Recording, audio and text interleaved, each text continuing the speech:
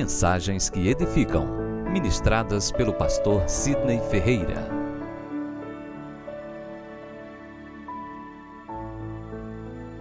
Queremos convidar os irmãos a abrirem a Bíblia no Evangelho de Mateus, capítulo 20. No culto da palavra dessa manhã, nós estaremos partilhando e assim ministrando sobre uma temática chamados para servir.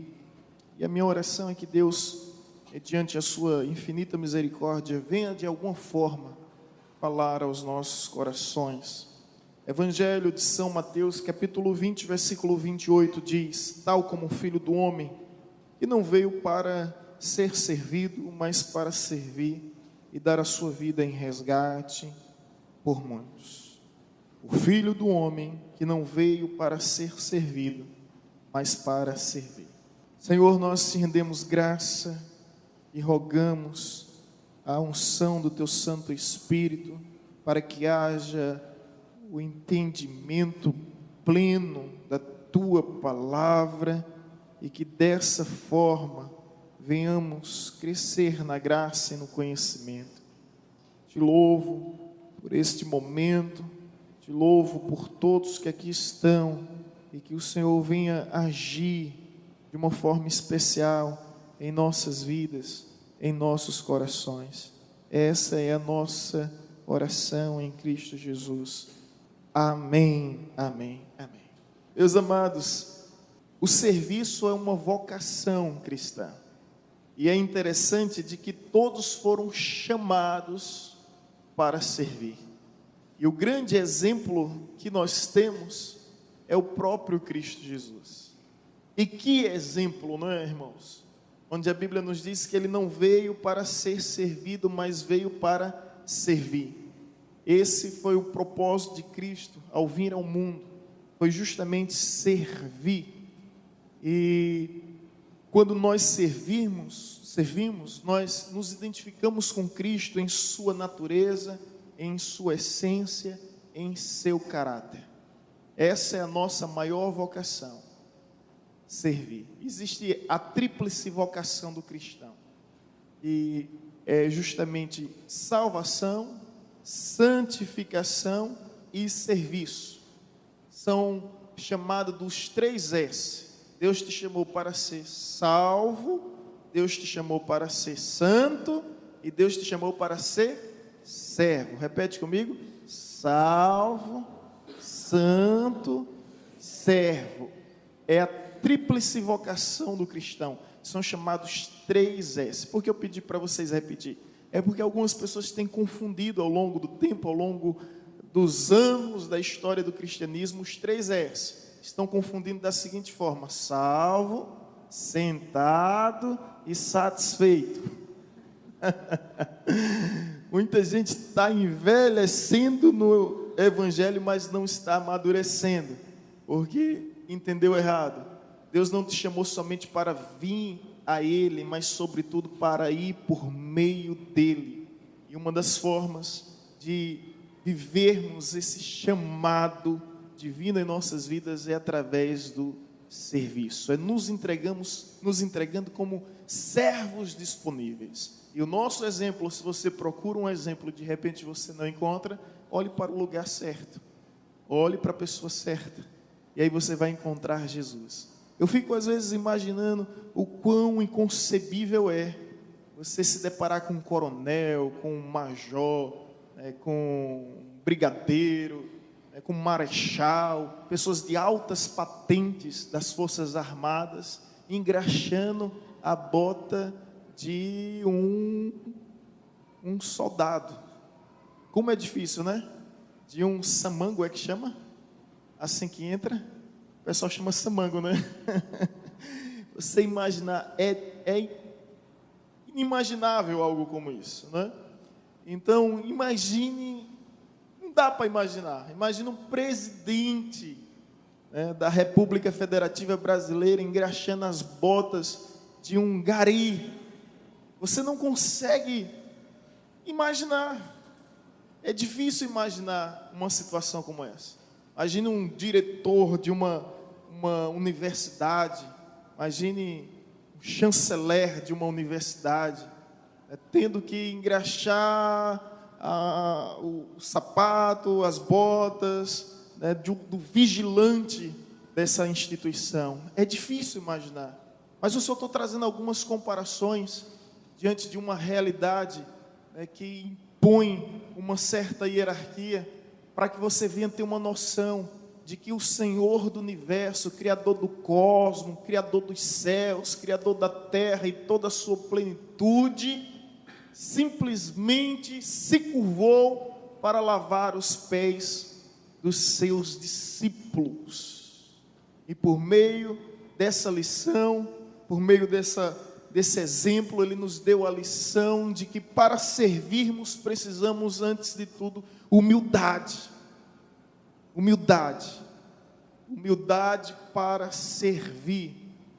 E Jesus é esse grande exemplo. Por isso que, se você não tem para onde olhar, olhe para Jesus, e você vai se deparar com o maior exemplo, com a maior referência a ser seguido, justamente Cristo Jesus.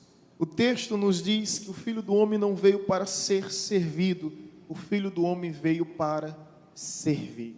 Se o Filho do Homem não veio para ser servido, você também não veio para ser servido. Você não vem à igreja para ser servido. Você não entrou no ministério para ser servido. Você não se tornou cristão para ser servido. E se assim você pensa, quão enganado e confuso você está, ou você esteve, não é? Mas você veio aqui para servir, para ser um servo útil, para ser um servo prestativo, para demonstrar diante de Deus devida prontidão. Então vamos meditar um pouco sobre esta palavra e que Deus venha moldar os nossos corações para o serviço. E é interessante que a palavra servo no grego é doulos. É doulos. E sabe qual é o significado da palavra doulos? Escravo. Era essa a explicação. É esse, na realidade, o sentido da palavra servo, doulo, escravo. Escravo voluntário. Escravo que se submeteu voluntariamente. Então nós somos escravos de Cristo Jesus. Em algumas passagens bíblicas você vai perceber o apóstolo Paulo falando sobre isso, porque nós somos escravos, servos. É interessante, gente, que lá no Pentateuco vai mostrar o servo da orelha furada. Não sei se você já viu isso. É que quando um escravo trabalhava muito tempo para o seu senhor, chegava o momento dele ter a sua liberdade, a sua carta de alforria, ser livre. Mas se ele desejasse voluntariamente, naturalmente, não notarialmente, se ele desejasse naturalmente continuar como servo, ele furava a orelha. E ali ele era visto como servo da orelha furada, aquele servo que é voluntário, aquele servo que está ali por prazer e não pelo dever, mas pelo amor, não simplesmente pela obrigação. Eu ainda tenho aqui resquícios de um passado remoto, da orelha furada. Aí pastor, o senhor ainda tem a orelha furada? Aí eu digo, eu sou um servo da orelha furada. Aquele que é servo por amor, simplesmente por amor. Vamos ver algumas verdades bíblicas que nos eleva para essa realidade. Bem, em primeiro lugar, nós queríamos destacar que somos chamados para servir a Deus sobre tudo e sobre todas as coisas. Servir a Deus. Não se serve a Deus de qualquer forma, não se serve a Deus de qualquer maneira. Nós encontramos vários argumentos bíblicos, vários exemplos na palavra de Deus de que existem critérios a serem cumpridos. Você vai ver quando Deus chama Moisés, Deus já vai estabelecendo, que é Ele quem dita as normas, que é da forma dele e não da forma humana. Ele diz, tira as sandálias dos teus pés, porque o lugar em que pisas é terra santa. Ou seja, não é Deus se adequando a um homem, é o homem se adequando a Deus. Então existem determinados critérios para servir a Deus, e a Bíblia está repleta desses critérios. E um deles nós podemos acompanhar, que é justamente no Salmo 100, versículo 2, que para servir a Deus nós temos que servir com alegria. O Salmo 100 diz, celebrai ao Senhor celebrai ao Senhor todos os moradores da terra, servi ao Senhor com júbilo, né? Então, servir ao Senhor com alegria, é essa a lição, é esse o ensinamento, servir a Deus com alegria. E gente, a alegria é um fruto do Espírito. Se é fruto, você tem que desenvolver. Há uma grande diferença de dons e Espírito. Eu sei que os irmãos já sabem, mas eu insisto em refrescar a memória de alguns. Dons é aquilo que nós recebemos da parte de Deus. Fruto é aquilo que nós oferecemos e fazemos para Deus. Então, o fruto do Espírito é algo que você precisa desenvolver em sua vida. E a alegria é algo que você precisa aprender a frutificar mediante a graça, mediante a unção, mediante ao auxílio divino. Mas servir a Deus tem que ser com alegria. E se você não estiver disposto a servir a Deus com alegria, o problema é que a gente vem de uma cultura onde a gente herda algumas tendências, alguns costumes que são terríveis, gente. São terríveis. Quem aqui veio da igreja romana vai entender santidade como sinônimo de opressão, de angústia, de tristeza, de martírio, de sofrimento. Basta olhar para as imagens de esculturas, basta olhar para as imagens que existem. Quais são as expressões que existem lá? Não é dessa forma?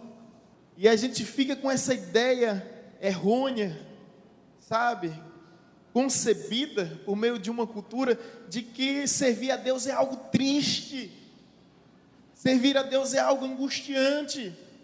Você pode olhar todas as imagens, é difícil você ver colocar entre aspas aqui, um santo feliz, alegre, sorrindo, é tudo triste, né? Tudo com aquele aspecto sinistro, de uma angústia sem fim, de uma opressão terrível. Mas servir a Deus é servir com alegria. É alegria que tem que haver, que tem que existir. Então a gente herda esse costume, né, e fica com essa tendência. E muitos interpretam errado a Bíblia, quando na realidade a Bíblia fala sobre uma alegria incomparável, sobre uma satisfação plena, que o dinheiro não pode prover, que o glamour, fama, riqueza, sucesso, conquistas, títulos não pode nos proporcionar. Uma alegria incomparável, onde Jesus diz: a minha alegria vos dou, e toda a vossa tristeza se transformará em alegria, e a vossa alegria jamais poderá ser tomada, que na presença do Senhor a fartura de alegria, que na presença do Senhor até a tristeza se converte em alegria, e a alegria é um fruto do Espírito sobre as nossas vidas, gerado em nossas vidas como semente para desenvolvermos como fruto. Amém, amados? Servir ao Senhor com alegria, não é servir a Deus, não é de qualquer forma, não é de qualquer maneira. E quantas pessoas tristes, deprimidas. O pastor ontem falava algo, o Papillon falava algo interessante, que o jugo de Deus é suave, o seu fardo é leve. E se o jugo de Deus se torna pesado, se o seu fardo se torna pesado, é porque você não está fazendo a obra de Deus, você está fazendo a sua obra. Aí quando você está fazendo a sua obra, você lida com essas situações angustiantes, onde já não tem mais o mesmo interesse, já não tem mais a mesma vontade, já não tem mais o mesmo desejo de cultuar o Senhor, de frequentar a casa do Senhor. Mas se você for olhar os filhos de Corá, no Salmo 84, quão amáveis são os teus tabernáculos, a minha alma suspira e desfalece. Os pardais encontraram casa para si, e as andorinhas ninho para si, quão amáveis são os teus tabernáculos. Aí ele vai dizer mais adiante: bem-aventurados que habitam em tua casa, porque um dia em tua casa vale mais do que 1000 em qualquer outro lugar desse mundo. Olha que coisa tão maravilhosa, sabe? Um dia na casa do Senhor vale mais do que 1000 em qualquer lugar, nos camarotes da vida, no show da vida, nas discotecas, nas boates, nos sambódromos da vida, nos carnavais da vida. Um dia na casa do Senhor vale mais do que 1000. E essa alegria não pode nos faltar. Servir a Deus com alegria. Então, meus irmãos, muda o teu semblante, Deixa o Espírito Santo agir em sua vida e começa a dar aquele sorrisão, sabe? E servir a Deus com alegria. Se de repente você está triste, é dobrar os joelhos e dizer: Senhor, faz um transplante aqui cardíaco, espiritualmente falando. Tira o coração de pedra, coloca um coração de carne.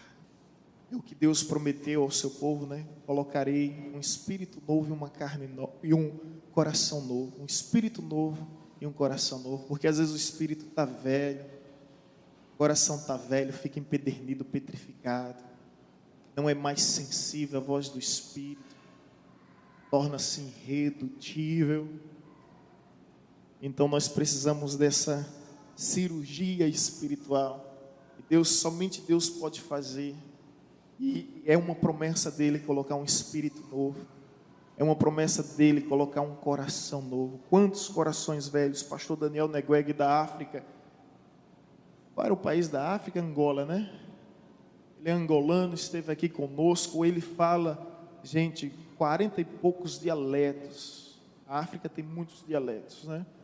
Ele fala, eu pedi para ele falar paz do Senhor em vários dialetos. Eu quase enlouqueci de ouvir tanta língua estranha e esquisita. Mas ele falava sobre isso na quinta-feira. Um coração velho já não sente mais a presença do Senhor. Um coração velho não já está disponível. Um coração velho já não quer mais servir. Coração velho, ele quer ser servido. Então aprenda, irmãos, para servir a Deus tem que ser com alegria. Amém? Celebrai ao Senhor com júbilo todos os moradores da terra, servi ao Senhor com alegria, apresentai-vos diante dele com cânticos, sabei que o Senhor é bom, que o Senhor nos fez e dele somos o seu povo, o rebanho do seu pastoreio. Entrai por suas portas com ações de graças, nos seus átrios com hinos de louvor, render-lhe graça, bendizer-lhe o seu nome, porque o Senhor é bom e a sua misericórdia dura para sempre. É um salmo solene, é uma convocação para adoração, e em nome de Jesus nós precisamos viver isso. Servir a Deus, além de alegria, requer a gratidão. Precisamos servir a Deus de forma agradecida. E nós encontramos alguns textos bíblicos que corroboram com essa verdade. Vamos abrir a Bíblia no Salmo. Vamos abrir Salmo 116, versículo 12. O que é que diz? O que é que está escrito? Que darei ao Senhor por todos os seus benefícios para comigo. O salmista aqui apresenta, eu creio que, o segredo do seu ministério, o segredo do seu chamado. Que é justamente a gratidão. É a gratidão de servir a Deus, de estar com Deus. O que darei ao Senhor por todos os seus benefícios? Não há, irmãos. Salmo 100, versículo 4. Entrai com suas portas com ações de graças, e nos seus átrios com hino de louvor, render-lhe graça e bendizer-lhe o seu nome. Amém. Ações de graça são expressões de gratidão ao Senhor. E nós precisamos externizar essa gratidão que nós temos para com Deus. E como você tem agradecido a Deus? Como você tem agradecido pelo seu amor, pela sua fidelidade, pela sua misericórdia? Como é que você tem agradecido ao Senhor pela sua salvação? Olha o que o texto vai nos dizer já no Salmo 116, essa é a interpretação do salmista. O que darei ao Senhor? Ele sente-se na necessidade de retribuir a Deus por algo. Que darei ao Senhor por tudo que tem feito?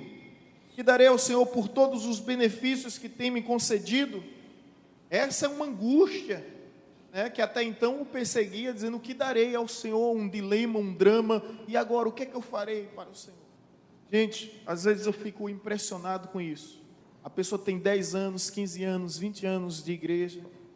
Uma pessoa se converte, tem 3 meses, 4 meses, 5 meses, já está pregando, já está louvando, já está evangelizando, já está participando de ministério. A gente vê muito isso, muito isso. Sempre há uma pergunta: por quê? Por quê? Por quê? Porque Deus usa aquele que demonstra gratidão.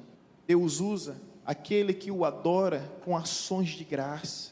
Não sei se você está conseguindo entender isso, mas a Bíblia diz que a quem muito se ama, muito se perdoa. Então essa pessoa que também foi muito perdoada, ela muito ama. Caso de Maria Madalena, uma mulher atribulada que se tornou uma grande missionária. Aquela mulher não encontrou sentido na sua vida a não ser servir ao Senhor por gratidão, por tudo que Cristo fez por ela. Quer um outro exemplo? O endemoniado de Gadara. Quando Jesus o converte, qual é a primeira coisa que ele diz quando Jesus muda, quando Jesus transforma a sua vida, quando Jesus o liberta? A primeira coisa que ele diz: eu irei contigo por onde quer que fores. Ele não vai consultar os seus pais, ele não vai consultar a sua família, ele não vai ponderar sobre as circunstâncias, ele simplesmente: eu irei contigo por onde quer que fores. Jesus diz: não, vá até os seus e mostre o que eu fiz. E ele, ao atender o chamado, uma região de 10 cidades, Decápolis, se converteu por causa do testemunho daquele homem. Mas eu quero que você entenda que a gratidão, ela nos leva além, porque toda ingratidão tira afeição, e o espírito de murmuração, ele atrai o devorador. A estrada do Egito para Canaã era 11 dias somente. O povo peregrinou nessa estrada por 40 anos. Tudo por causa da murmuração. Pessoas resmungando o tempo todo. E você conhece a história tão bem, sabe da saudade que tinha do Egito. E é interessante quando Deus diz bem assim: levou-os pela estrada mais distante, para que eles não viessem voltar. Então Deus colocou o caminho mais distante, o caminho mais difícil, porque qualquer problema o povo estava querendo voltar para o Egito. E agora eles estavam perdidos no deserto. Pastor, o que eles fizeram no deserto durante 40 anos? A Bíblia diz: eles ficaram perdidos, arrodeando todo o deserto, aquela região, perdido. Se eles soubessem onde era o Egito, eles voltavam para o Egito. Eles tinham saudade das cebolas do Egito, e falava sobre isso. E aí vem um espírito de devorador enviado por Deus, sabe, para que aquele povo venha perecer naquela terra, onde somente, você conhece a história, Caleb e Josué, dos que viveram o momento do Mar Vermelho aberto, ultrapassaram o Mar Vermelho, somente eles chegam à terra de Canaã, que emana leite e emana mel, por causa da ingratidão no coração daquele povo. E o salmista, no Salmo 116, versículo 12, ele vai nos ensinar: o que darei ao Senhor por todos os benefícios que tem feito por mim. Uma vez, de uma pessoa que disse bem assim, que leu esse texto, e muito me comoveu quando disse bem assim: só uma forma de retribuir a Deus tudo o que Ele tem feito por mim é procurando ser útil e prestativo na obra de Deus, é procurando me envolver, porque quem não se envolve, não se desenvolve. E talento escondido é talento perdido. Você conhece as parábolas do talento, mas talento entregue é talento transformado, aperfeiçoado. Então uma das maneiras de servir a Deus é com gratidão, irmãos. E aí é o que o Salmo 100, versículo 4 vai dizer: entrai com ações de graça, expressões de gratidão, demonstrando a imensa gratidão que você tem a Ele. A ingratidão tira toda a afeição. Preste atenção nisso, e seja hoje mais agradecido.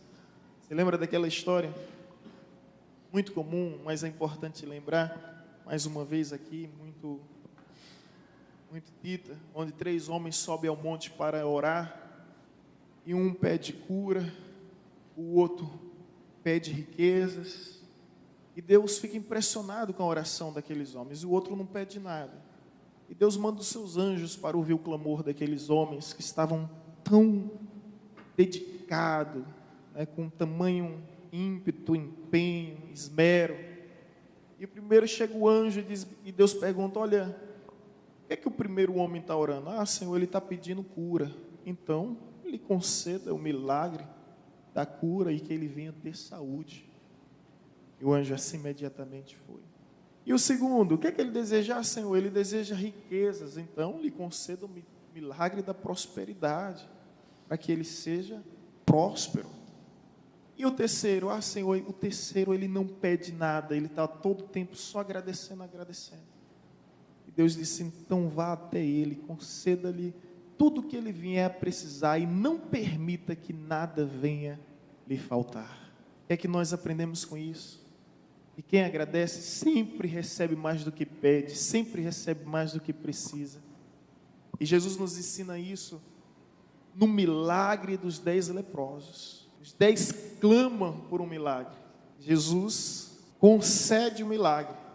Mas surpreendentemente, e você sabe que era uma doença mortal, onde a pessoa era isolada, extinta, né, da sociedade, do convívio familiar, vivia essa terrível doença, que ia lidando um dia após dia com uma situação crítica, perdendo a visão, né?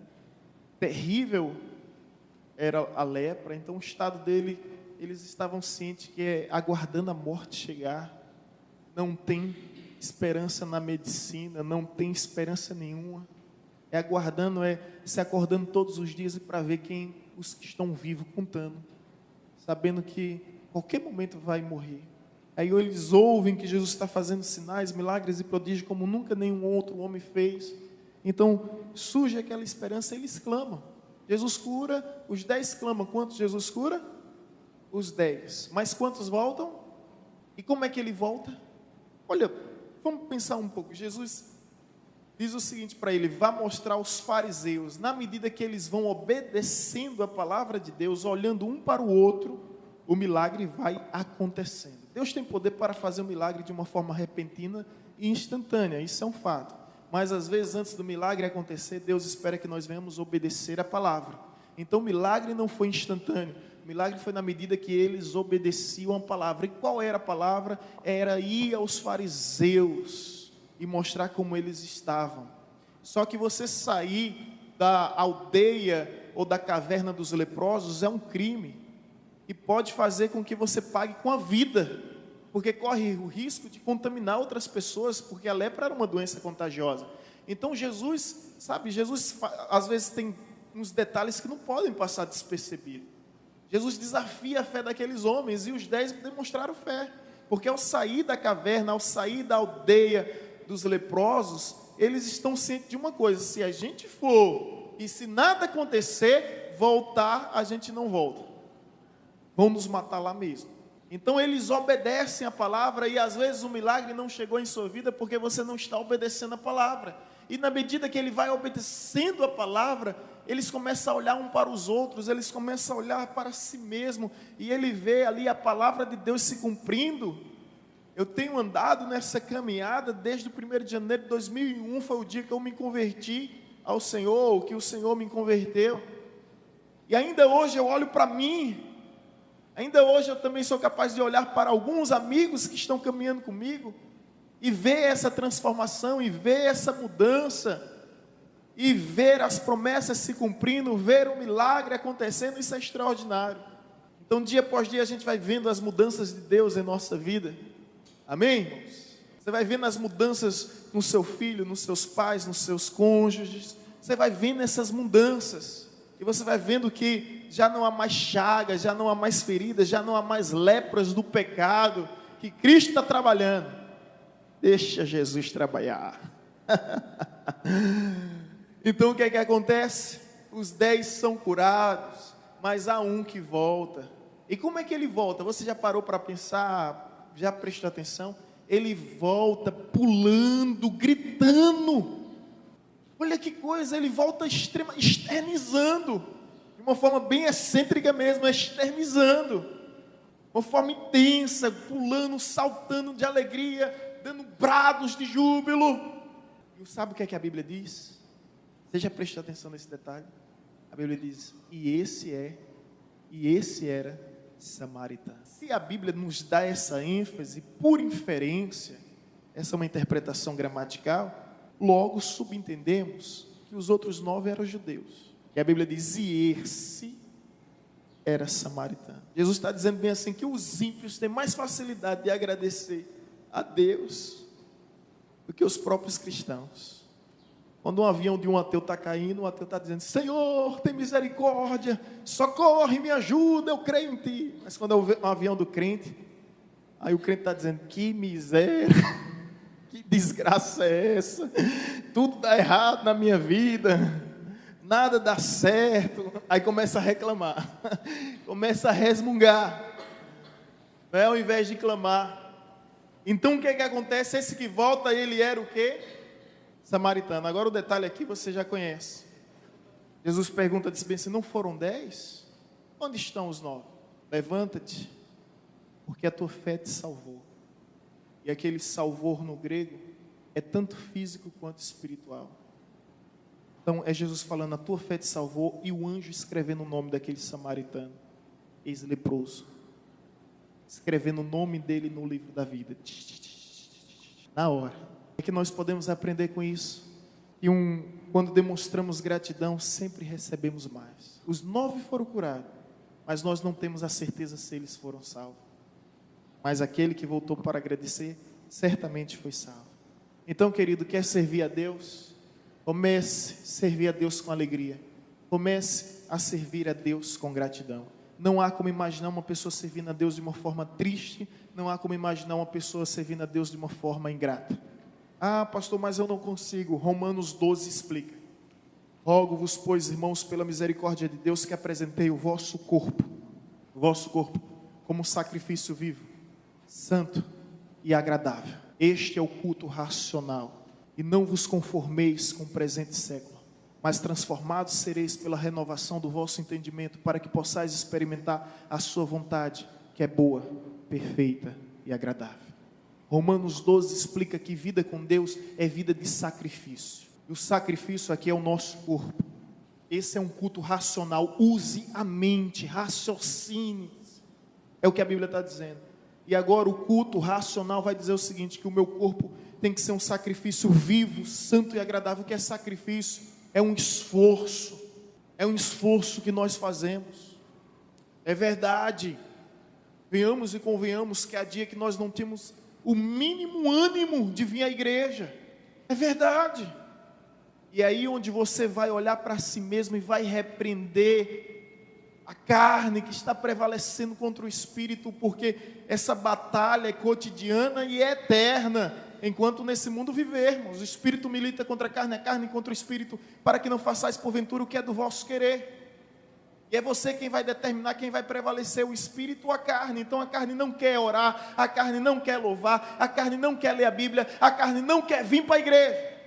E ficam lá se degladiando, como perguntaram a um pajé de uma tribo, que sempre tinham 2 lobos lutando, e sempre ele determinava quem vencia, e perguntaram, como o senhor sempre consegue fazer isso? Ele disse, é muito simples, eu sempre alimento mais aquele que eu quero que vença. Então quem você está alimentando mais, a carne ou o espírito? A batalha existe, meus irmãos. O diácono Reginaldo esteve pregando aqui, eu achei interessante quando ele diz, você sabe até quando você vai ser tentado? Até o último suspiro da sua vida, até o último segundo de vida e de existência você vai ser tentado. Tem senhores, anciãos sendo tentados. Quem disse que tentação escolhe idade, classe, social? Não escolhe. Poder aquisitivo, gênero, não escolhe. Então você vai ser tentado sempre, e aí você que vai determinar quem vai vencer e prevalecer na sua vida. Amém, irmãos? Então entenda isso, que o sacrifício vivo, santo e agradável, é quando você olha como um dia um batalhão se reuniu e perguntou ao general, que era um senhor de idade, disse, como é que o senhor consegue, em tempos de guerra, acordar com tamanha motivação? E o sentido da palavra motivação é motivos que nos levam à ação. Como é que o senhor consegue? Aí ele disse, eu tenho medo como qualquer um de vocês. Eu tenho receios, pavores, fobias, traumas, como qualquer um de vocês. Mas todas as manhãs, quando eu me levanto, eu olho para mim mesmo e digo, vamos, carcaça véia, vamos. E assim devemos ser e fazer, né? Olhar cedo, sabe? Hoje, por exemplo, eu disse a vocês que fui dormir 4 horas da madrugada, quando o telefone desperta 9 horas, a vontade é estar na cama. Mas eu olho e digo, vamos, carcaça véia, vamos. E fazer do nosso culto um sacrifício vivo, não morto, santo, não profano, agradável, não desagradável. É você quem decide, irmão. Se o seu culto vai ser santo ou profano, vivo ou morto, agradável ou desagradável. É você quem decide. Então essa é a forma de servir a Deus. Mas vida cristã não se resume somente a servir a Deus. Vida cristã vai além. Também, passa por gentileza, também somos chamados para servir a igreja. Tem algum panezinho aqui? Por gentileza, Edney, consegue fazer esse milagre aí para a gente? Também vida cristã, o slide não está nos ajudando. Somos chamados para servir a igreja, servir a Assembleia dos Santos, servir ao povo de Deus. E como é que nós podemos servir a igreja? Abra comigo aí a Bíblia em Gálatas capítulo 5, versículo 13. Porque vós, irmão, fostes chamados à liberdade, porém não useis da liberdade para dar ocasião à carne. Sede antes servos uns dos outros pelo amor. Servo pelo quê? Pelo amor. Porque toda a lei se cumpre em um só preceito, a saber, amarás o teu próximo como a ti mesmo. Se vós, porém, vos mordeis e devorais uns aos outros, vede que não sejais mutuamente destruídos. Olha, gente, que situação dessa igreja. A igreja de Gálatas. Olha só, o que é que os irmãos estavam fazendo lá? Se vós, porém, vos mordeis e devorais uns aos outros, vocês todos serão mutuamente destruídos. É o amor que deve prevalecer. Perguntaram a Jesus qual é o maior mandamento. Mestre, quando perguntaram a Jesus, estava lá todas as ramificações dos segmentos das religiões judaicas. A gente pode imaginar fariseu, escriba, saduceu, essênio, zelote, herodiano, samaritano, todos lá, tentando provar Jesus. Senhor, qual é o grande mandamento? Eles fazem menção ao decálogo, aos 10 mandamentos, que, diga de passagem, estudei com a esposa de um juiz, nos formamos junto, Cleonice, e ele foi ministrar uma vez, ele disse que todas as leis que existem no mundo atuais emanam do decálogo. Você vê que aquele conjunto que Deus deu de leis é a base para todas as leis existentes. Achei isso surpreendente quando eu ouvi o juiz falando.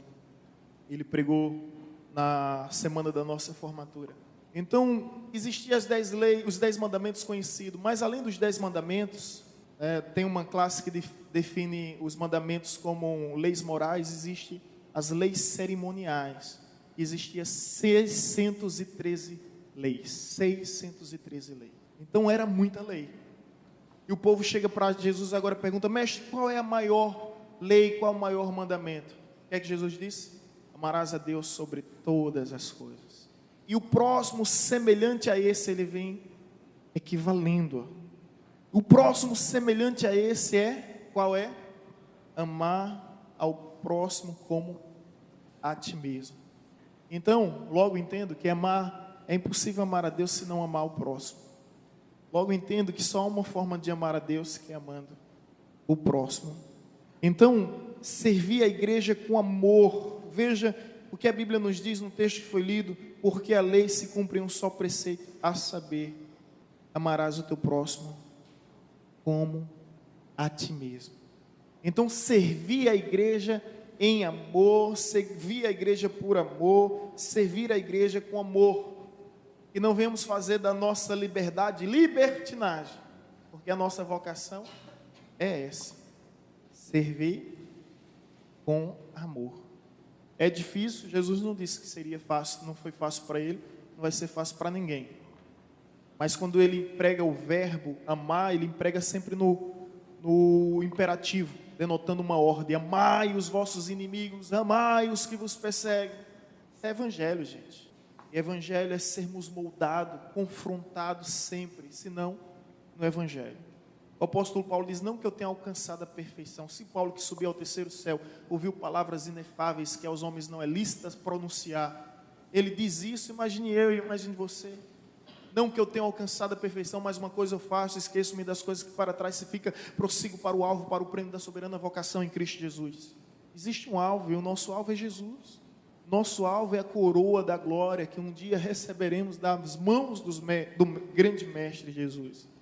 Então, amar, deixa eu só trazer uma ênfase um pouco maior aqui. 1 Coríntios 13. O que é que nos diz 1 Coríntios 13? Ainda que eu fale a língua dos homens e dos anjos, se eu não tiver amor, Serei como sino que tine, como símbolo que soa.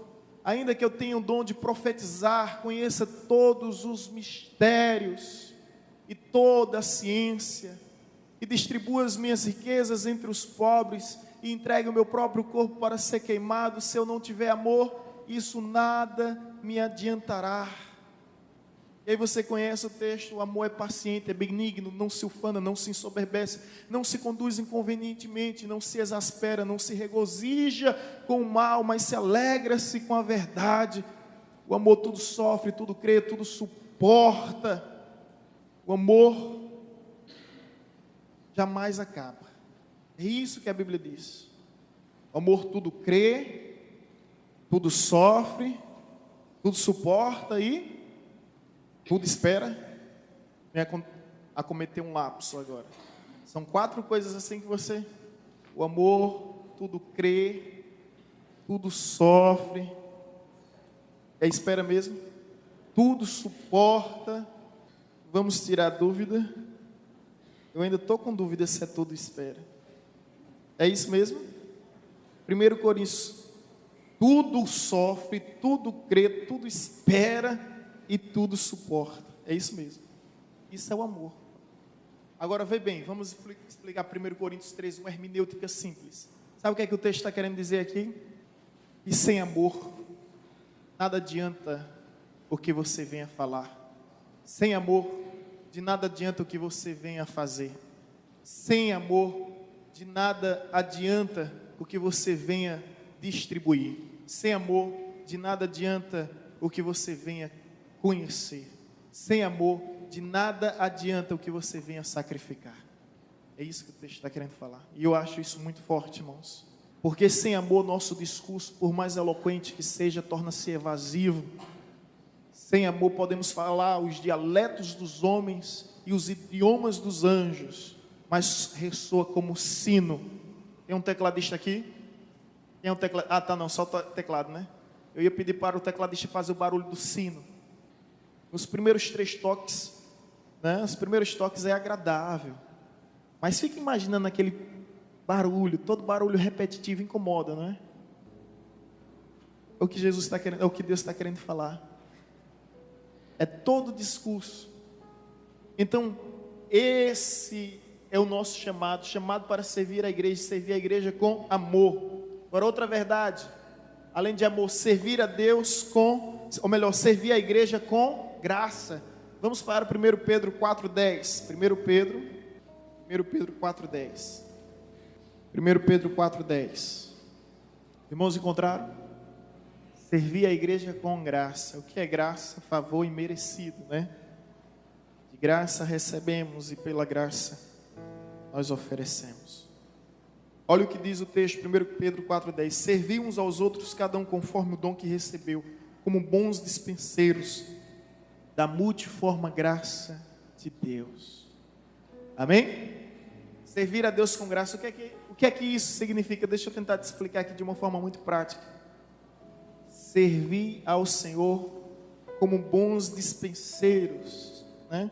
Servir uns aos outros, cada um conforme o dom que recebeu. Conforme o dom que recebeu. Deixa eu te dizer uma coisa. Deus, Ele distribui dons na igreja. Deus distribui dons na igreja. Dom de louvar, cantar, ensinar, pregar. É Deus quem dá. Agora Deus dá esses dons com uma finalidade. Se você não entendeu ainda, querido, é a edificação do corpo. Esse é o objetivo. Então, se Deus te deu um dom de louvar, se você canta e encanta como uma beleza, é para que você venha servir o próximo. Eu acho isso muito interessante, que nós temos a tendência de esquecer a importância. A gente quer dons com outros objetivos. Às vezes buscamos aperfeiçoar o dom não para sermos servos, mas para sermos celebridades, para sermos artistas. A realidade é que muitos hoje querem ser vistos ao invés de serviço. E os dons existem, está aqui escrito, para abençoarmos uns aos outros. Então Deus lhe deu o dom de louvar, amém, mas você só quer louvar no altar. Você só quer louvar com o microfone na mão. Às vezes nós fazemos e recebemos convite para estar em determinados lugares, que é difícil encontrar levitas para irem. Eu louvo a Deus por alguns irmãos que nunca negaram, né? Nunca recusaram esse chamado. Mas tem lugares que não são tão confortáveis, né? E as pessoas impõem determinadas dificuldades. Mas o que o texto está nos dizendo é que Deus te deu o que te deu para que você venha servir. Agora, o que é que você está fazendo com o dom que Deus lhe deu?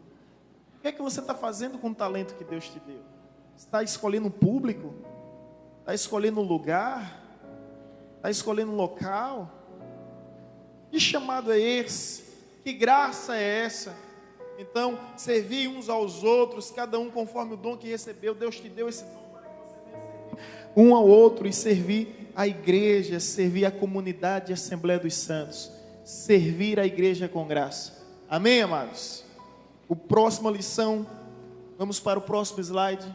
Chamados para servir. Opa, volta. Chamados para servir. Repetiu? Mesmo slide do segundo ao terceiro? Dá uma olhada, por favor. Vai para o terceiro.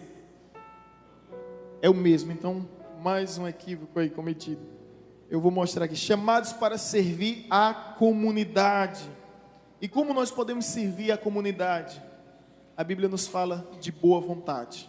Efésios 6, 5, 8. Vamos para Efésios, capítulo 6, versículos 5 e 8. Amém? Vamos lá.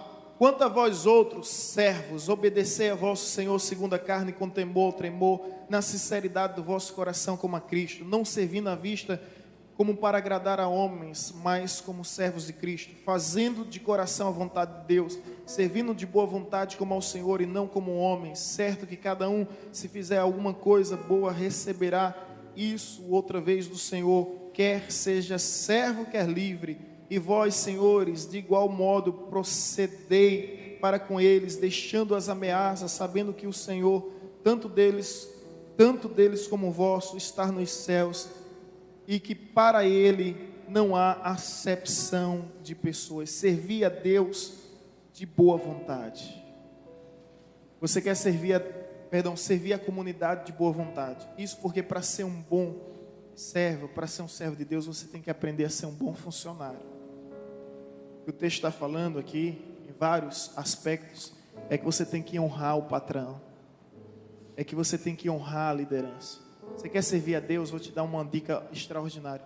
Começa servindo os seus pais. Honrando os seus pais. Esse é o primeiro mandamento com promessa. Começa a servir as autoridades que existem na sua vida. Líderes ministeriais, pastor, professor. Começa a servir o teu patrão. E olha o que o texto nos diz. Servindo de boa vontade como ao Senhor e não como a homens. Olha, você vai servir ao seu patrão como se você estivesse servindo ao seu próprio Deus.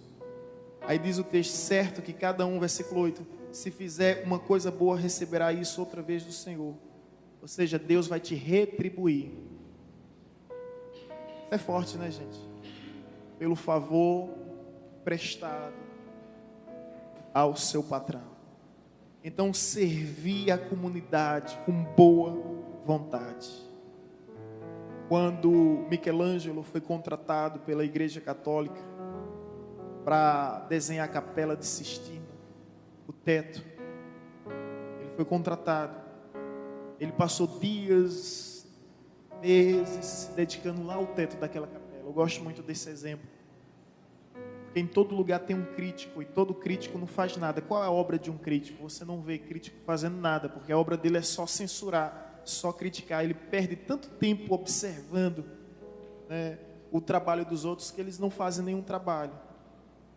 Aí o crítico fica observando. Como é o nome desse crítico? Ninguém sabe, porque o crítico nunca vai ser lembrado.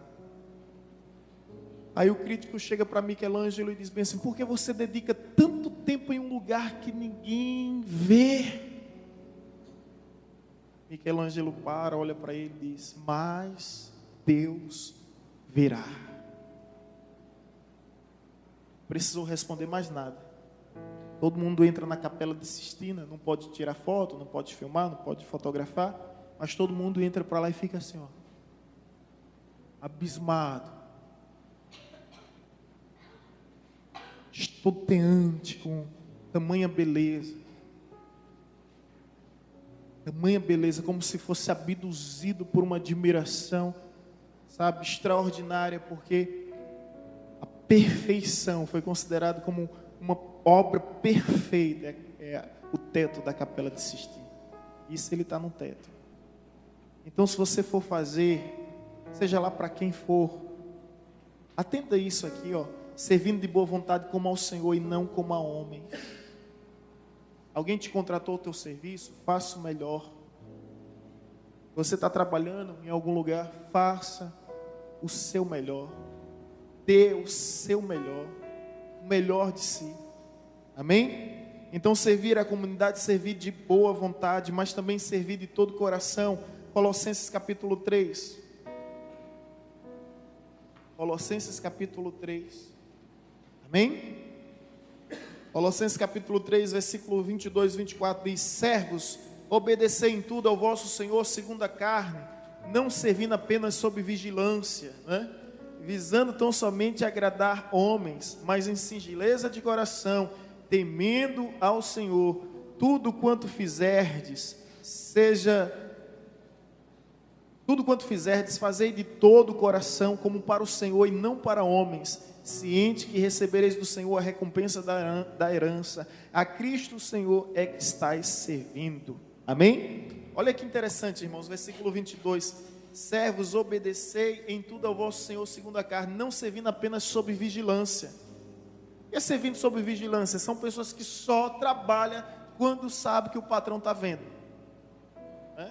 Eu trabalhei numa assistência técnica informática que tinha camarada que quando o patrão saía estava lá jogando videogame, né, no computador. Vários jogos. Eu já era cristão, então não poderia fazer isso, porque eu sempre compreendi, fui muito bem instruído. Existem várias formas de roubar. A Bíblia diz: não roubarás. Existem várias formas, e um funcionário pode roubar uma empresa, pode roubar o seu patrão com o tempo. Você foi contratado para trabalhar naquele tempo, então você tem que dar o melhor do seu tempo. Mas tinha camarada que ia jogar paciência, né? Que ia, meu Deus do céu, tanto computador, era assistência técnica informática, tanto computador para fazer, para formatar, para identificar os erros, e os camaradas jogando. Aí de repente o patrão abria a porta, rapaz, cada nego dava um pulo, rapaz, que cena, todo mundo ficava, sabe, anjinho nessa hora, todo mundo ficava esperto. Então, sobre vigilância, é pessoas que só servem quando alguém está observando, é pessoas que só trabalham. Gente, uma coisa que eu fico horrorizado quando eu vejo um grupo de garis trabalhando aqui, a gente vê direto, eu já fui até eles e disse: olha, fique à vontade para entrar, beber água, usar o banheiro, e num calor terrível desse, tomar um cafezinho, e eles entram aí, né, ao menos vê, né, mano? Eles entram aí de 10, de 15, mas eu fico assim, onde eu quero chegar, eu fico assim abismado em saber que entre eles é necessário ter um fiscal. E em tudo é necessário você ainda ter uma despesa de um fiscal. O que é que o fiscal faz? Tem um fiscal que fica só fiscalizando, né? Só olhando para saber se eles vão fazer o trabalho direito. Isso é terrível, gente, porque o ser humano não consegue fazer aquilo que lhe é devido. Aí precisa contratar um fiscal. É por isso que empresas proíbem o WhatsApp, empresas proíbem o uso de celular, proíbem o uso de redes sociais, porque a pessoa não consegue se disciplinar. E a Bíblia já falava sobre esse mal terrível, de pessoas que só sabiam servir sob vigilância. Não, a Bíblia diz: olha, faça como se estivesse fazendo para Deus, de todo o seu coração, porque essa recompensa vem de onde? Vem de Deus. Não é patrão que vai te promover, irmãos. Quem vai te promover é Deus. Amém? Então faz para Deus. Honra o teu patrão, mas faz para Deus. Quer ver um exemplo disso? José.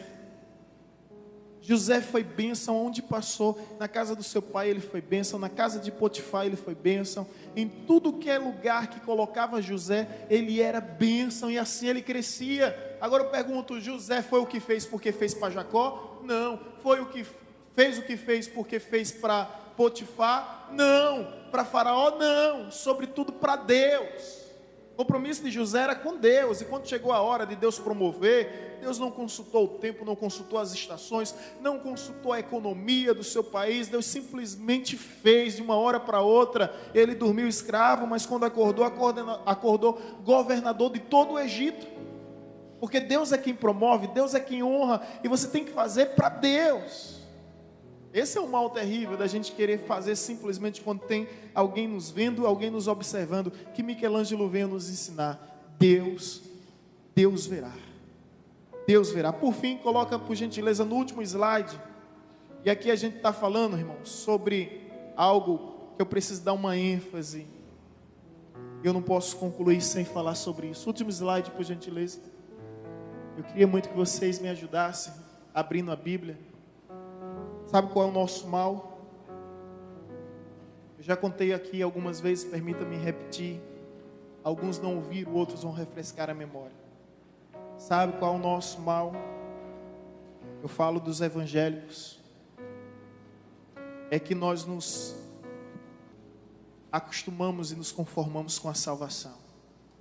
Só. E a Bíblia fala desenvolver a vossa salvação. O apóstolo Paulo é instruído pelo Espírito para dizer isso, desenvolver a salvação para não viver somente da segurança, da convicção que nós temos. Por que eu digo isso? Porque, meus irmãos, Deus não nos chamou simplesmente para a salvação, a tríplice vocação: salvação, santificação e serviço. Já contei algumas histórias aqui de que diácono morreu, foi para a glória, teve encontro com Deus. Coitado dos diáconos, né? Sobrou para os diáconos. E lá, o anjo começa a procurar o nome dele no livro da vida e não encontra. E ele diz: mas olhe direito, meu nome com certeza está aí, porque a vida toda eu não bebi, eu não fumei, eu não me prostituí, eu não fiz isso, não fiz aquilo. Olhe direito, por favor, porque a vida toda eu não fiz nada. Aí o anjo diz: eis aí o motivo. Por isso o seu nome não está aqui, porque você não fez nada. Isso é triste, gente, porque, deixa eu tentar explicar, a gente vem de um mundo de devassidão, de pecaminosidade, né, de fazer as coisas ruins. Aí de repente a gente se converte, Deus nos converte. Louvado seja o nome do Senhor. E agora? E agora sabe o que é que acontece? Você vem a um nível zero. Você fazia as coisas negativas, agora você tem que aprender a fazer as coisas positivas. E agora você vai ter que somar, procurar fazer algo melhor, procurar fazer algo em benefício da comunidade, em benefício do reino, para Deus. Mas pessoas que se conformam simplesmente em ser manequim de igreja. Tem muito manequim de igreja. Manequim de loja, não é parado lá. Tem muito manequim de igreja. Eu não bebo, eu não fumo, eu não faço isso, eu não faço isso. Mas também não faz nada. Não faz nada.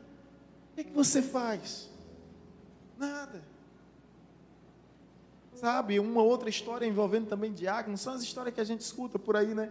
Que o diácono foi para a glória, foi salvo, né? E foi para o céu ter um encontro com Deus. E lá, Deus disse: mostra-me as tuas mãos. Na realidade foi para o julgamento, e ele mostra as mãos. Aí diz: veja, Senhor, minhas mãos estão limpas. Eu nunca sujei minhas mãos falando mal de ninguém. Eu nunca sujei minhas mãos roubando. Eu nunca sujei minhas mãos adulterando. Eu nunca sujei as minhas mãos defraudando. Eu nunca julguei as minhas mãos fazendo mal. E sabe o que é que Deus diz? Realmente suas mãos estão muito limpas. No entanto, elas estão vazias. Elas estão vazias. Aí eu pergunto a você: do que adianta chegar diante de Deus com mãos limpas, mas vazias? Sabe qual é o nosso erro? É uma interpretação equivocada que nós fazemos dessa salvação, que não nos instiga, que não nos empolga, que não nos move a irmos além. Efésios 2,8 diz: pela graça sois salvos mediante a fé. Isso não vem de vós, é dom de Deus, não de obras, para que ninguém se glorie. Sim, eu creio nisso, mas eu também creio que a fé sem obra é uma fé morta, é uma fé inválida, é uma fé inativa, e nós precisamos de obras. Aí eu pergunto a vocês: quais são as obras evangélicas que existem? Quais são os centros de reabilitação que existem evangélicos? Eu sei que o que mais tem é centro de reabilitação evangélica, mas quais são as casas de asilo, orfanato, hospitais? Se você for comparar com a igreja católica, é um disparate muito grande. Irmão Nildo? Irmão Nildo tem essa vocação, e ele está sempre fazendo esse trabalho social. Se você for comparar, é um disparate muito grande, não dá para comparar. E sabe qual é o problema? Eu sei que é um equívoco neles, que eles acreditam que a salvação é pela fé e pelas obras. Mas é como aquela velha história que eu já contei aqui também para vocês, onde um mendigo está com fome e ele pensa: olha, ali tem a casa de um espírita, de um católico e de um evangélico. Então hoje eu estou com o meu dia garantido. Hoje eu vou bater de manhã na casa do espírita, à tarde na casa do católico e à noite na casa do evangélico. Então hoje eu não morro de fome. Então assim pensou e assim fez. Quando chegou logo cedo, bateu na casa do espírita. O espírita abriu a porta e disse: olha, querido, eu só tenho esse pão, mas como você está mais necessitado do que eu, leve esse pão. E deu. E o espírita acredita que a salvação é pelas obras totalmente. Mas depois vem o católico, né? Chegou a tarde, veio a fome, bate na porta do católico e diz bem assim: olha, por favor, me dê um pão, me dê algo para comer, estou morrendo de fome, padecendo. E o católico diz: olha, eu só tenho esse pão, mas eu vou partilhar o pão, dividir ao meio, a metade sua, a metade minha. Isso porque o católico acredita que a salvação é pela fé e pelas obras. Só que quando chegou a noite, ele foi bater na porta da casa de um evangélico, e evangélico acredita, e não está errado por isso, que a salvação é somente pela fé. E ele chegou lá à noite: pronto, agora eu estou com meu dia garantido, não morri de manhã, não morri à tarde, não vou morrer à noite de fome. E ele bate na porta do evangélico. O evangélico atende, ele diz: olha, eu estou numa situação muito difícil, por favor, me dê um pão, eu preciso de um pão, me dê algo para comer. O evangélico disse: olha, meu querido, eu só tenho um pão, mas eu vou fazer uma coisa por você, eu vou orar por sua vida, vá em paz e não peques mais. É assim que a maioria dos evangélicos fazem. E a Bíblia diz que aquele que sabe que deve fazer o bem e não faz, é pecador. A realidade é essa, irmãos, que nós somos tristes para as boas obras. Triste, triste, triste. Isso é vergonhoso. Isso é vergonhoso. E lógico que eu não estou acomodado nem conformado com isso. Procuro instrução da parte de Deus para que a gente venha mudar essa história. Não podemos mudar o mundo, mas o mundo de muita gente a gente pode fazer uma grande diferença. E aqui eu aprendo, irmãos, sobre essa vocação que Deus nos confiou, que nós fomos criados para as boas obras. Está lá escrito em Efésios 2,8, deixa eu ler novamente, citar. Efésios 2,8: pela graça sois salvos mediante a fé, isso não vem de vós, é dom de Deus, não de obras, para que ninguém se glorie, pois somos feituras de Deus, criados nele para as boas obras. Salvo pela fé, no entanto criado com um propósito. Que propósito é esse? As boas obras. Então o mesmo texto que diz que nós somos salvos pela fé, é o mesmo que diz que fomos criados para as boas obras. No entanto, é uma dificuldade. Somos recompensados. Agora vamos nos empolgar aqui com esse fato. Somos recompensados pelas boas obras. Quem pode abrir a Bíblia comigo? Em 2 Crônicas 15:7. 2 Crônicas, capítulo 15, versículo 7. Devido ao tempo, a gente já está concluindo, eu vou encontrar e ler, tá? 2 Crônicas 15:7. Mas sedes fortes e não desfaleça as vossas mãos, porque a vossa obra terá recompensa. Ou seja, Deus sempre recompensa aqueles que fazem o que fazem por meio das boas obras. 1 Coríntios capítulo 15, versículo 58. Assim está escrito: portanto, meus amados irmãos, sedes firmes, inabaláveis e sempre abundantes na obra do Senhor, sabendo que no Senhor o vosso trabalho não é vão. Então, existe recompensa para a nossa obra, e a nossa obra, o texto diz que não é em vão. Então, amém, amados? Quem pode levantar a mão e dizer amém? Amém. Existe recompensa para toda boa obra. O homem não está vendo, mas Deus certamente está vendo, e a Bíblia nos diz que há um memorial diante de Deus, que ninguém pode apagar. Agora, além de sermos recompensados, e isso é bom saber, seremos julgados. 2 Coríntios 5,10. Escuta isso, às vezes a gente não lê isso aqui. 2 Coríntios 5,10. Porque importa que todos nós compareçamos perante o tribunal de Cristo, para que cada um receba segundo o bem ou mal que tiver feito por meio do corpo. Irmãos, fomos criados para as boas obras, seremos recompensados pelas essas boas obras. Agora escuta aqui, seremos julgados. Todos nós, vivos e mortos, grandes e pequenos, homens e mulheres, cultos e leigos, ricos e pobres, estarão diante do tribunal de Deus. E quando esse dia chegar, você vai ser julgado pelas suas boas obras. Agora, olha bem, escuta, olha bem para mim aqui. A Bíblia nos diz em Apocalipse 21 que a igreja está no céu. Durante muito tempo eu não consegui entender isso. Aí vem Deus enxugar da nossa face todas as lágrimas. Aí eu fiquei pensando, o céu é um lugar de paz, de gozo, de alegria, de felicidade. Não haverá tristeza, não haverá angústia, não haverá dor. E como assim Deus vem enxugar nossas lágrimas no céu? E aí eu descobri a grande verdade desse texto. É porque todos, meu irmão, vai passar pelo julgamento. Alguns vêm pelo julgamento da salvação. Esse nós não precisamos passar, porque já somos salvos em Cristo. E esse julgamento da salvação é para condenação, mas outros vêm para o julgamento do galardão. Vocês vão entender no próximo, da retribuição. E aí, diante desse julgamento, sabe o que acontece? Eu ouvi um pregador falar isso, eu fiquei muito comovido quando ele falou. Vai vir um anjo da parte de Deus e vai desenrolar um rolo, um pergaminho, e vai mostrar toda a nossa vida e vai dizer: esse era o plano que eu tinha para você. E quando você pegar aquele pergaminho e ver o plano que Deus tinha para você, o plano perfeito de Deus para a sua vida, e você vai se deparar, sabe, você vai praticamente cantar aquela música de Titãs: eu deveria ter orado mais, jejuado mais, ter buscado mais. Ali vai bater um pesar no nosso coração, isso no céu. No céu, um pesar no nosso coração e dizer: eu poderia ter feito tantas coisas boas, deixei de viver. Você vai ser salvo. Mas quando você se deparar com aquilo que Deus tinha para a sua vida, os projetos e os planos de Deus, a angústia será grande, que Ele vai precisar enxugar da tua face todas as lágrimas. Você consegue entender? Quem consegue entender isso? Essa é a verdade, irmãos. Então nós seremos julgados pelas boas obras. Agora, último lugar, seremos retribuídos por Deus mediante as boas obras. Vamos para Apocalipse 22, 12. Apocalipse 22, 12.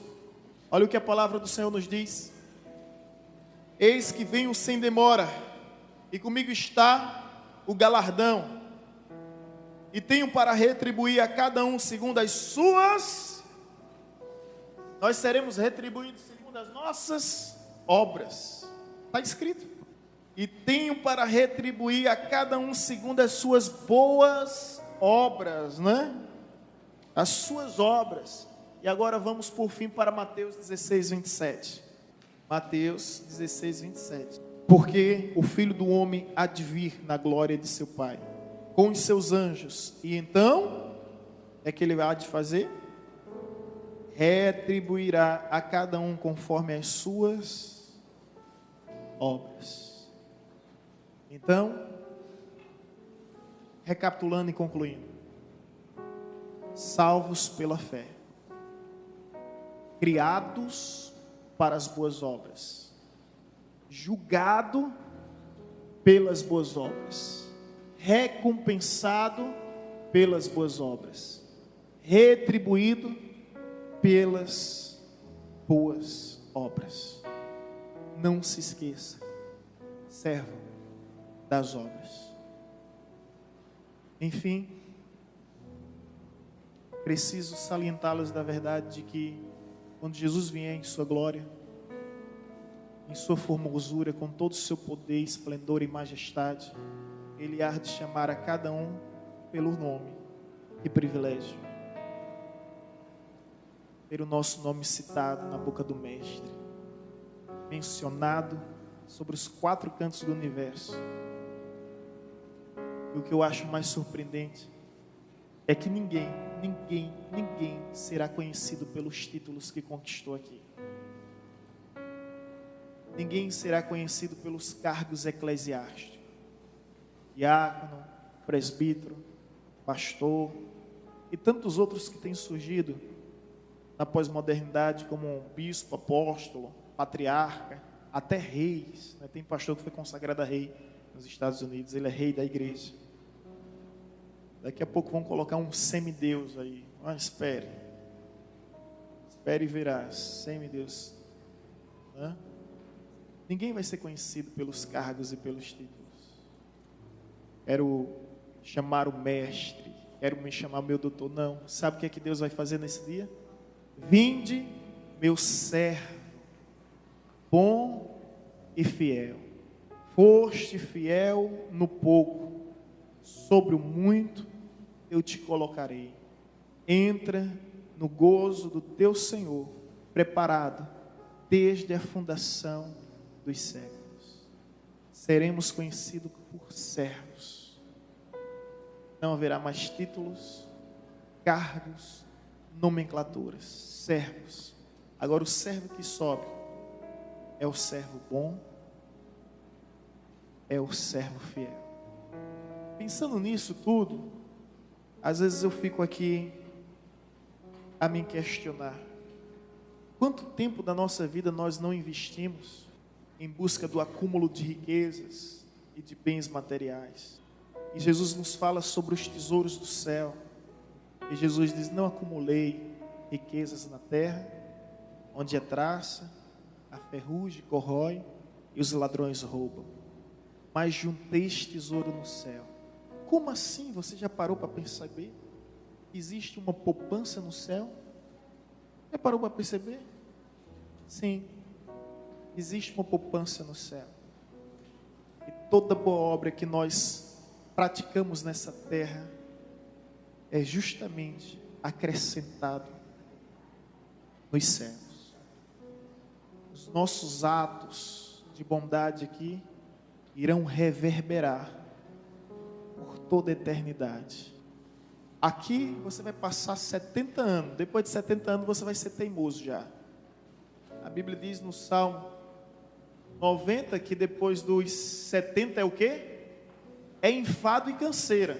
É a Bíblia, tá? Vá brigar com a Bíblia lá.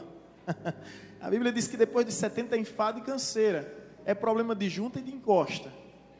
Não é problema de junta tudo, encosta, né? Já não tem aquele mesmo vigor, já não tem mais aquela vitalidade, né? Se bem que eu estou preocupado com o meu padrasto, o Reginaldo, jogando bola. Ele tem 63 anos. E os meninos estavam filmando o Reginaldo jogando bola. Eu disse: para com isso, vai que Temer fica sabendo disso, aí a reforma da Previdência vai acontecer logo logo. Rapaz, 63 anos, Regi. Né, Nicole? Você é testemunha lá. Ele consegue jogar os 2 tempos. E ele participa de 3 babas. Ele joga na segunda noite, ele joga na sexta-feira em Glória, e no sábado ele ainda joga no Exército aqui, né? Rapaz, é brincadeira. Eu fico olhando assim, cansado. Eu até voltei a brincar por causa dele. Mas agora todos os dias ele corre 15 quilômetros, meu padrasto. Todos os dias. A vida toda, exceto o domingo, mas todos os dias ele faz a carreirinha dele lá. Mas eu estou preocupado aí com o Temer ficar vendo um vídeo desse aí. Vai logo fazer a reforma, né? Os anciãos vão sofrer. Mas, querido, o máximo que você pode passar nessa vida, nesse mundo, são 70, 80, 90 anos. O que eu quero dizer aqui é que o máximo que você vive é isso. Ninguém aqui vai passar dos 100. Ninguém aqui vai passar dos 100. E se passar 2, 3 pessoas? A metade aqui não chega aos 80. Sem querer desanimar. Ficou triste? Depois desse problema com a carne. Aí eu disse, eu vou ser vegetariano agora. Aí fui ver os agrotóxicos que são colocados nos vegetais. Eu disse, meu Deus do céu, que mundo é esse? É o fast food invadindo, né? E a estimativa se tornando a cada dia menor de vida, de qualidade de vida. Deus abençoe que a metade todos cheguem a mais dos 80. Mas tanta gente tendo infarto, não é? Tanta gente morrendo cedo, tanta gente, sabe, sofrendo com saúde, tão novo ainda. Bem, eu quero dizer que você tem uma escolha. Onde é que você vai investir? Nesse mundo que há de perecer ou nos céus que há de permanecer? Onde é que você vai investir? Pense comigo. Não junteis tesouro nessa terra, mas junteis tesouro nos céus. Pense um pouco. O máximo que você pode viver aqui são 100 anos. Enfim, agora imagine o que é eternidade. Ei, olha bem para mim, o que é eternidade? Me explica aí o que é eternidade. Alguém pode me explicar o que é eternidade? O que é eternidade? Não tem fim. Dá para imaginar o que é eternidade? A Bíblia diz para sempre, de geração em geração, de séculos em séculos. E sabe o que a Bíblia diz que me deixa atônito, perplexo, impressionado? É quando a Bíblia diz de eternidade a eternidade. Eternidade é isso, diaconisa Gisele, não tem fim. Só que a Bíblia apresenta a eternidade como um ciclo. Eu nunca vi isso. Aí eu não consigo entender. Eu disse, Deus me deixa no meu cantinho quietinho. E se eu passar daqui eu enlouqueço. A eternidade como um ciclo de eternidade em eternidade. O que é isso? Alguém consegue me explicar? De eternidade em eternidade. A única coisa que a gente não tem certeza é que não tem fim. Não tem fim. Não tem fim. E o que há de determinar a nossa eternidade é o que nós fazemos aqui e agora. E essa é a nossa hora. Esse é o nosso tempo. Seja servo, porque fomos chamados para o serviço. Amém?